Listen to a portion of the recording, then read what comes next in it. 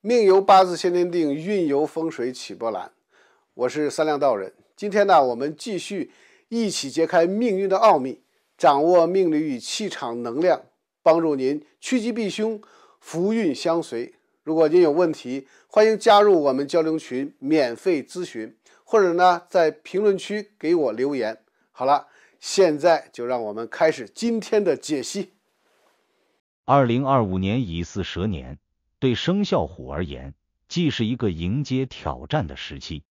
也是一段自我突破与重塑的关键年份。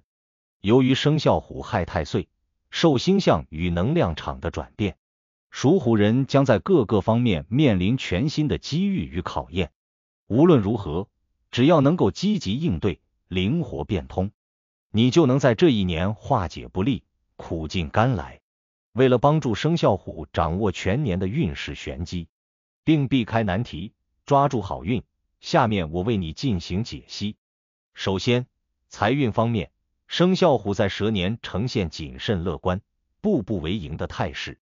相比于过往年份，2025年对你的资金流动有更高要求，这意味着投机性的操作需要格外谨慎，一旦决策失误，便可能带来较大损失。但另一方面，只要你能理性分配资金，在正财或偏财上都有可能取得稳定且较为丰厚的回报。正财部分主要体现在本职工作和长期合作项目中。若你从事的行业与技术创新、文化传媒、金融分析或管理等领域相关，那么在蛇年中会有不少提升收入、扩大影响力的机会。只要能把握住这些契机，就能在收益方面稳步增长。此外，若你是企业主或自营者，可能会考虑进行业务升级，拓展新市场，或者投入新产品研发。要注意的是，这些决策需要在深思熟虑并结合市场状况的前提下实行，避免因为过度自信或不够全面的评估而导致亏损。偏财运部分则更多与理财、投资或副业相关。生肖虎天性好强，一旦认准目标就会全力冲刺，但今年的星象提醒你，即使在看好的投资，也要预留一定的缓冲空间，不要把所有的鸡蛋都放在同一个篮子里。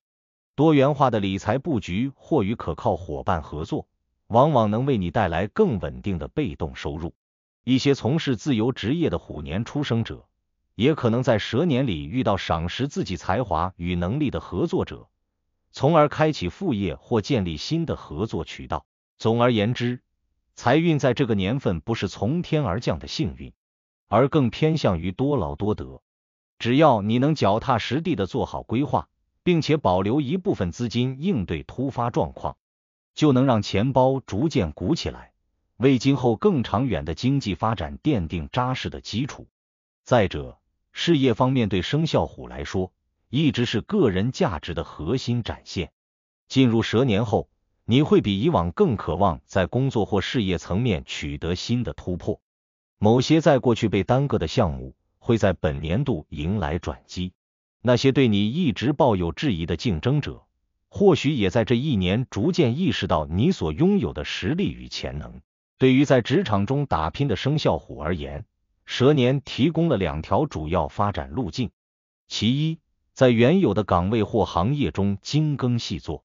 通过不断的学习与技能提升来获得晋升机会。其二，若现有平台无法满足你的事业抱负，或你的创意无法落地，则可以考虑跳槽或创业，在新环境里寻找更广阔的空间。无论选择哪条道路，关键都在于能否把握住年中与年末出现的几次重大机遇。因为蛇年的星象组合呈现出较大的波动性，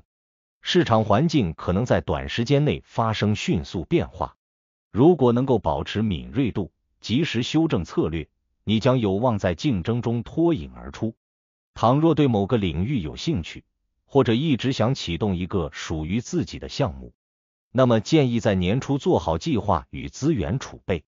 一旦感觉时机成熟，就可以果断出击。务必留意团队建设与合作关系。对于生肖虎来说，过度个人主义可能会导致资源浪费或人脉断裂，而学会协调与合作，才是让你在事业赛道上跑得更远、更快的关键所在。记住，蛇年是一个长期积累与借力发展的阶段，稳健的心态与踏实的行动同样重要。此外，感情运势方面，生肖虎在蛇年里会呈现出聚焦真诚、潜移默化的特点。若你还是单身，那么在这一年里有机会通过社交场合、朋友介绍或者共同兴趣小组等方式，认识到与自己契合度较高的人。也许对方刚开始并不让你觉得怦然心动，但在相处的过程中会逐渐发现彼此观念相近、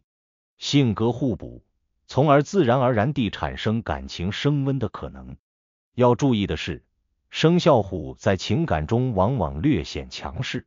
而蛇年的星象则建议你学会倾听和共情。只有在相互尊重与理解的基础上，新的恋情才会稳定且健康的发展。对于已婚或已有固定伴侣的生肖虎，蛇年是一个重新审视与加深关系的时期。在日复一日的相处中，你们可能因为生活琐事或外部压力而忽视了彼此的需求，也可能在沟通过程中产生误解。蛇年的能量会唤醒你对家庭和伴侣的关注，让你意识到爱与责任并不是通过简单的付出就能衡量，而需要更多的互动、沟通和彼此支持。若能敞开心扉地谈论未来规划与共同目标，不仅能化解过去的隔阂，也会让感情更具凝聚力。值得提醒的是，生肖虎行事果断，遇到争执时有时会显得态度强硬，而伴侣可能对此心生不快。学会在关键时刻放下姿态，体谅对方，将会让这段关系更加牢固与温暖。另外，健康与心态调试一向是生肖虎容易忽略却又十分关键的部分。2025乙巳蛇年在健康方面给你带来的信号是循序渐进，可能在年初阶段，你会因为繁忙的工作或生活变动而倍感压力，出现一些睡眠质量下降或精神紧张的状况。若没有及时进行调整，久而久之就会影响整体生活品质。记得保持适度的运动与均衡的饮食，